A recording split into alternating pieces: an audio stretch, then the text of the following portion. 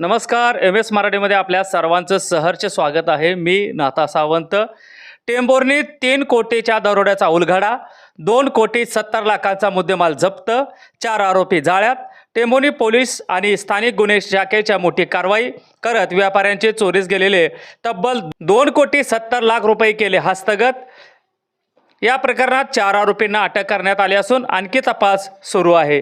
कर्नाटकातील विजयपूर जिल्ह्यातील चडचण येथील साडी व्यापाऱ्यांचे मॅनेजर दोंडाप्पा खलाटे हे 3 कोटी रुपयांचे रोकड घेऊन सुरतला निघाले होते. 2 पोत्यामध्ये भरलेली ही रक्कम टेम्पोच्या टापावर ठेवण्यात आली होती.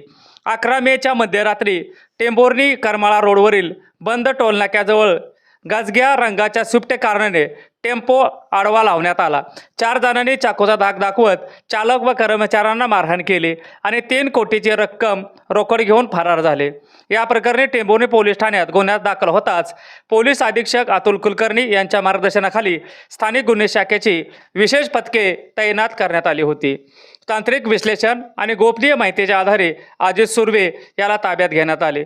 चौकशीत सिद्धेश्वर माने, शुभम पाटील आणि विक्की गिड्डे यांची नावे समोर आली आहेत.